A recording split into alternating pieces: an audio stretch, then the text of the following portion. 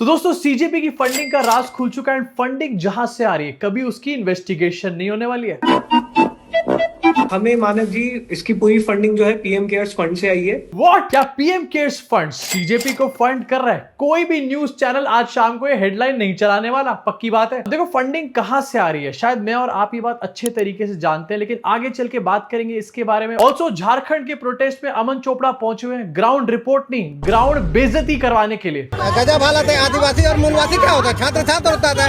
अब आदिवासी समुदाय बोलिएगा तो चिढ़ नहीं लगेगा जी। हिंदू समुदाय, मुस्लिम समुदाय क्या होता है? छात्र छात्र होता है। नाम है अमन, लेकिन हर जगह जाके अशांति फैलाना इसकी डेली हॉबी बन चुकी है। इसके साथ बात करेंगे राहुल गांधी के छात्रों की गूंज के बारे में, हजारों स्टूडेंट्स वहां पर भी नजर आए एंड साथ में राघव चड्डा मोदी जी से मिले। राघव भाई यार क्या कर रहे हो, जीभ बाहर निकालो, ठीक से पोस्ट तो बनाओ। बट सबसे पहले शुरुआत करना चाहता हूं इनके साथ। अरे अरे मोदी जी एक सेकेंड वेट, ये क्या ग्रेजुएशन कब करी आपने यहाँ पे?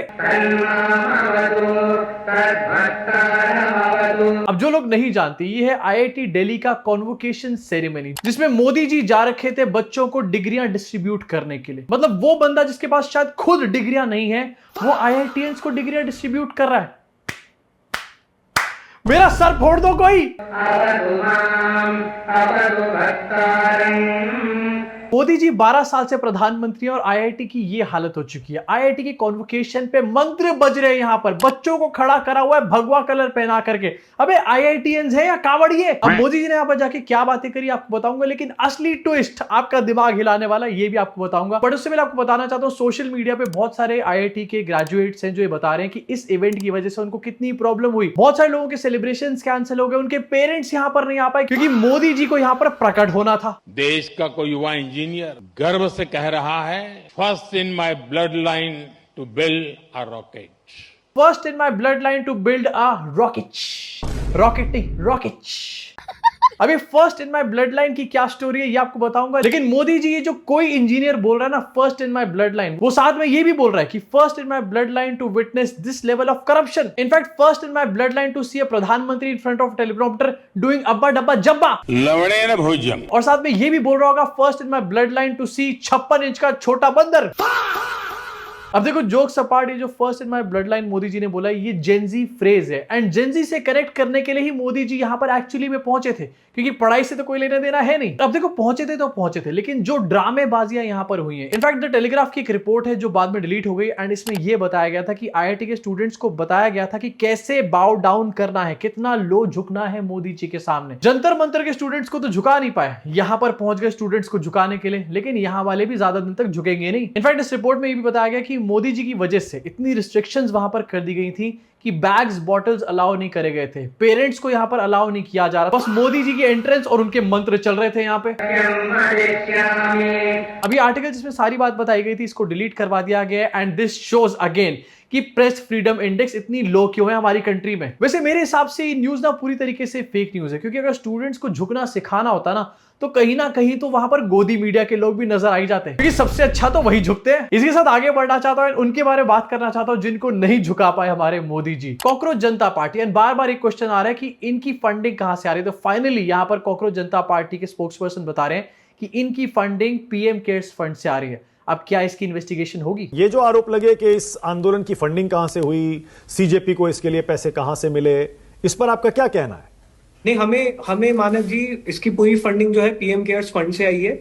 आपसे निवेदन है कि पीएम केयर्स फंड की पूरी जांच की जाए और ट्रांसपेरेंटली वो पैसा कहां खर्च हुआ है वो जनता के सामने शेयर किया जाए। मानक गुप्ता ने सोचा भी नहीं होगा कि इस सवाल का ये वाला जवाब आएगा। एक्चुअली मानक जैसे लोगों की ये प्रॉब्लम है कि दिखते तो ये लिबरल है या फिर ये सही सवाल पूछते हैं ऐसा दिखते हैं, लेकिन एक्चुअली में ये भी हिडन गोदी ही है। अब सीजेपी के इस जवाब के बाद ये बात लिख करके रख लो कि आने वाले टाइम में जितने भी गोदी मीडिया में लोग जाएंगे ना इंटरव्यू देने, कोई भी इनसे फंडिंग का क्वेश्चन कभी भी नहीं पूछने वाला। इसके साथ काफी दिन से ये भी हल्ला मच रहा था कि सीजेपी आखिरकार झारखंड प्रोटेस्ट को सपोर्ट क्यों नहीं कर रही, दोगले हैं ये लोग। तो फाइनली सीजेपी का डेलीगेशन जो है वो झारखंड प्रोटेस्ट में पहुंच चुका है एंड अपना जंतर मंतर का पूरा एक्सपीरियंस यहां पर झारखंड के प्रोटेस्टर्स को पास ऑन वो लोग करने वाले हैं। और उठाओ गोदी मीडिया वालों एक क्वेश्चन, एक और पोपट होगा इसके चक्कर में। लेकिन दोस्तों जहां पर गोदी मीडिया है वहां पर पोपट तो होगा ही। एंड अमन चोपड़ा ये भी पहुंचे हुए हैं ग्राउंड बेइज्जती कराने के लिए। इन्होंने किसी क्वेश्चन में हिंदू मुस्लिम करने की कोशिश करी वहां पे कि किसी तरीके से कोई बाइट निकला है, वायरल हो जाए, लेकिन बेइज्जती हो गई।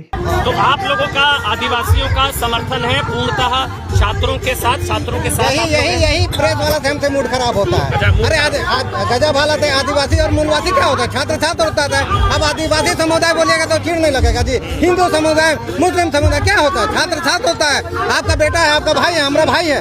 छात्र छात्र नहीं, फिर वही छात्र छात्र होता है। हौसला तो बढ़ावे कर रहे हैं। यहाँ सब आया हुआ है। देखिए हमारा समर्थन है। हाँ, ये देखिए कहीं गलत नहीं है। ये लोग कहीं ना कहीं सही है, इसलिए इन लोग का समर्थन हम लोग कर रहे हैं। भाई बेइज्जती करानी थी ना तो अपने स्टूडियो के अंदर करवा रहे थे। झारखंड जाके बेइज्जती कौन करवाता है यार। इनफैक्ट जब इतनी बेइज्जती हो गई तो उसको कवर अप करने के लिए चमन चोपड़ा यहाँ पर आईसीयू पहुंच गया रिपोर्टिंग करने के लिए बिना मास्क पहने।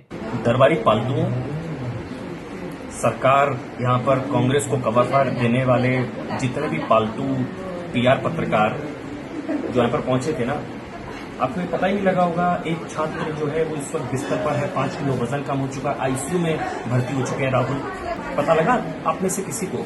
अब देखो यही गोदी मीडिया की प्रॉब्लम है। ये अपना काम पहले सही से करते नहीं है, उसके बाद ये लोग और लोगों से सवाल पूछना शुरू कर देते हैं। अगर आप मेरे ही वीडियोस यहाँ पर देखते हो तो मैं शुरुआत से कहता हूं कि झारखंड के प्रोटेस्ट में जो भी मांगे यहाँ पर पूरी होनी चाहिए। इनफैक्ट झारखंड के प्रोटेस्टर्स से वहां की सरकार बात भी कर रही है एंड राहुल गांधी की खुद की सपोर्ट की वहां पर सरकार चल रही है। राहुल गांधी खुद वहां पर क्वेश्चन उठा चुके हैं सरकार से, लेकिन ये लोग अभी भी दूसरों से सवाल पूछ रहे हैं। अपनी 1 रुपए की अकाउंटेबिलिटी नहीं है, दूसरे से सारे सवाल हैं। झारखंड का प्रोटेस्ट भी काफी बड़ा बनता जा रहा है, लेकिन इसके अलावा राहुल गांधी ने प्रयागराज में छात्रों की गूंज करी है एंड वहां पर भी हजारों स्टूडेंट्स देखने को मिले। क्या बोल रहे हैं प्रयागराज के भाई लोग? इनफैक्ट राहुल गांधी ना इस पूरे जेनजी गेम को मोदी जी से बेटर खेल रहे हैं। राहुल गांधी के अपने जो मीम्स हैं उनको यहां पर रिक्रिएट कर रहे हैं राहुल गांधी। खत्म, टाटा, बाय बाय।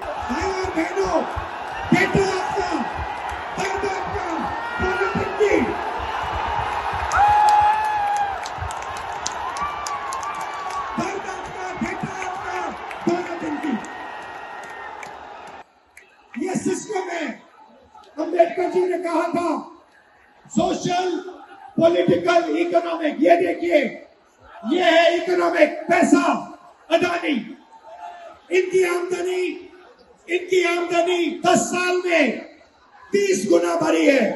ये पहले ग्लोबल रिच लिस्ट में 600 नंबर पे हुआ करते थे, 10 साल के अंदर ये दूसरे नंबर पे पहुंच गए। ये पूरे सिस्टम को फाइनेंशियल सपोर्ट देते हैं। बीच में पॉलिटिकल, मोदी जी, अमित शाह जी। बीजेपी का बैलेंस 150 करोड़ रुपए का होता था बैंक में, आज इनका बैंक बैलेंस 10,000 करोड़ रुपए का है। 10,000 करोड़ रुपए का एक पॉलिटिकल पार्टी का बैंक बैलेंस। नरेंद्र मोदी जी आपका ध्यान भटकाते हैं और पॉलिटिकल सिस्टम चलाते हैं। वोट चोरी होती है, वोटर लिस्ट में ब्राजील की औरतें आती है, और तीसरा आपके सोच पर कंट्रोल, जो इलाहाबाद यूनिवर्सिटी में किया गया है आरएसएस के वाइस चांसलर बता के।